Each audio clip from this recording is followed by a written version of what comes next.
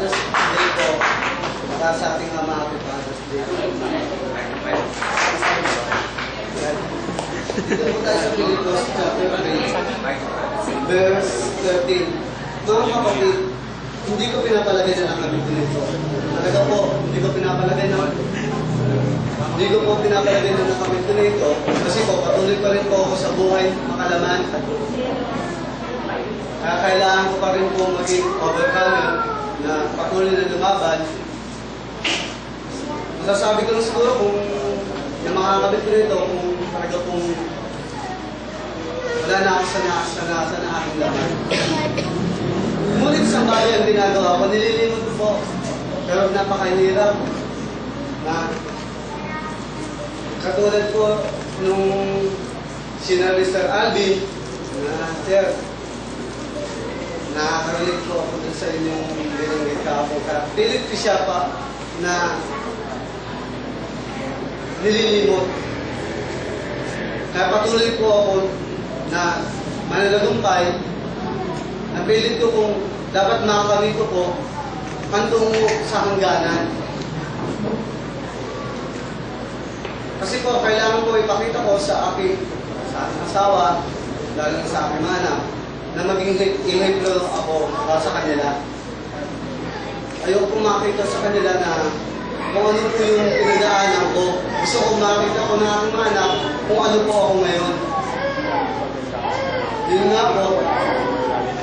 Saka po yung ganda po nung kanta po nung linggo, nung kinanta nila about the moment you have brought me to such a freedom I have found in you, your healer who makes all things.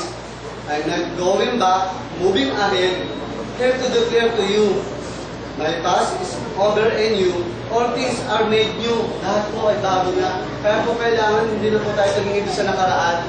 Kasi ang mga nakaraan natin is pangit. Kung ano po dapat, kung ano po ang nakikita natin sa ngayon, doon po tayo dumiretso. Kung ano po ginagawa sa akin ni Lord, kailangan po pagtagumpay na natin na makatungo tayo sa hangganan, na makatungo tayo doon sa dambana. Kaya nga po, ang ganda po ng kanta, pero hindi ko alam po kung anong tono nito. Sabi pa nga po, you have rising with all power in your hands. You have given me a chance, you given me a second chance, di mo po. Ang ganda na sinabi ng kantang ito. Talaga pong nangis sa akin, kailangan ko maging forward. Hindi na po tayo kailangan tumingin sa likuran. Kasi baka po pag tumingin pa tayo sa likuran, baka po tayo mapatid. Baka po tayo malunod. Sabi pa nga po ng mga, di ba? Tatawid tayo. Kailangan hindi na po tayo tumingin dito. Kailangan tatawid po tayo. Kailangan forward march na po tayo.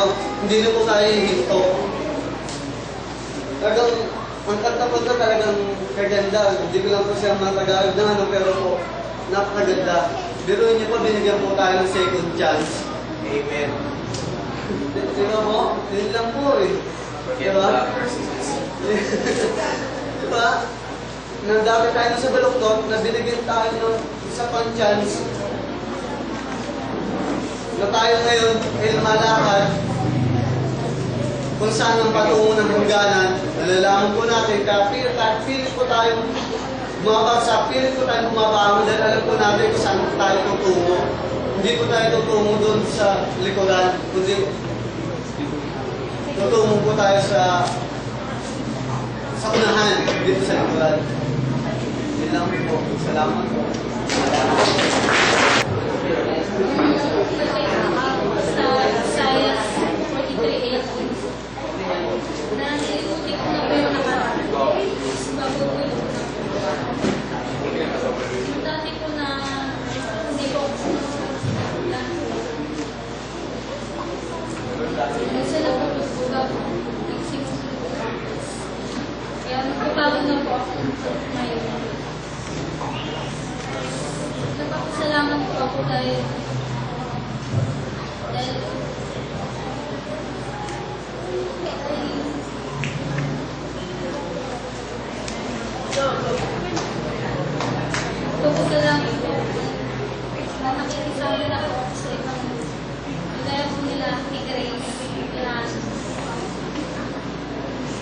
nasundan ko na po yung pagkamahiyain.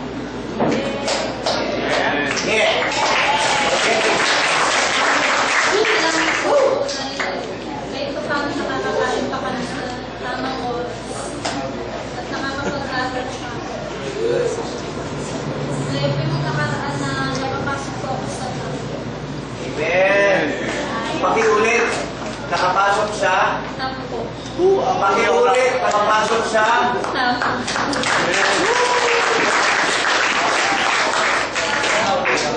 Dalangin ko po na sana makapasok po ako sa kaya po ng kung sa'yo po yung pag-aaral ko. Dalangin ko po na bumalik na po yung kuya ko dito. Lagi. Lagi ko na. Dalangin ko po na sana bumalik na po dito si kuya. Makapagsimba po siya dito.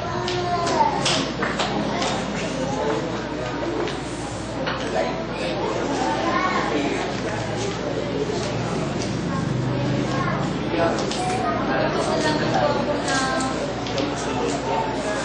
mabuti po yung pagtanggap ko po sa akin dito.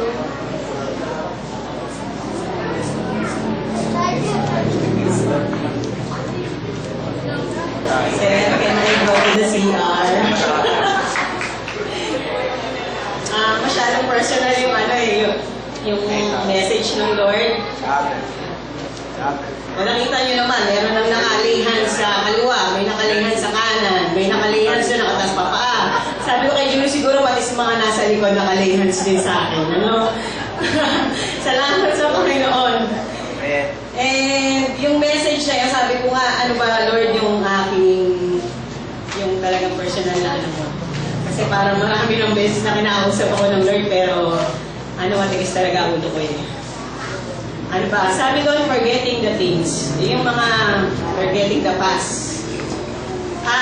May sa buhay ko na, kumbaga, merong sinet ang Lord na ito yung dapat kong gawin. Pero, may mga bagay ako na, naranasan o nangyari sa buhay ko na nakakapagpabigat o nakakahinder siya para magawa ko at makita ko yung plano ng Diyos sa buhay ko. Maraming opportunity na binibigay sa akin ng Panginoon. Hindi ko siya masyadong minsan nakikita ang maliwanag dahil mas nakikita ko yung gusto kong balikan. Yun. So, hindi ko siya nakikita minsan na may mga opportunity na binibigay ng Panginoon sa akin. Pero bigla akong mararamdaman na meron akong mga clamor para sa akin, sa sarili ko, na ngayon nakakapagpabigat para magpatuloy ako sa paglakad sa Panginoon. May halimbawa, bigyan ko kayo ng isang halimbawa. May scholarship na ino-open o in-offer ang gobyerno, yung city government of Labotas. Sa totoo, ayoko na pong mag-aral. Kasi para sa akin, parang okay na ako, ganyan. Tapos dumating yung time na, kasi kailangan ko na rin ng promotion. Dahil sa baba ng sahod ko, at sa panahon ngayon na walang-wala talaga, kailangan namin yung increase sa salary. Pero ayoko na magtrabaho at ayoko na mag-aral. Dumating ang time na yung boss ko ang laging nangungulit sa akin. Pero ilang taon na yun, lagi ko siyang binabaliwala. Ngayon dumating yung opportunity na nakakuha po ako ng libreng pag-aaral. Yung hindi ko siya, kumaga hindi ko naman siya hinangad, pero nandiyan na. Hindi ko po nakita yung blessing na yon na pwedeng yun na yung maging way para dun sa promotion ko. Kasi habang ginagawa ko po yung mga papers noon, nakakaramdam na naman po ako ng lungkot. Yung lungkot na based on the past. So, eto na yung blessing sa harap ko, and yan hindi ko po siya nakikita. Kasi mas nababalot po ako nung lungkot. Tapos nakakaramdam po ako ng parang nagagaling po ako na hindi ko nakikita ang mga bagay na nilalagay ng Panginoon sa harapan ko. At mas gusto kong tingnan yung mga bagay sa likuran ko. So ngayon nangungusap ang Panginoon sa pamamagitan ng salita niya.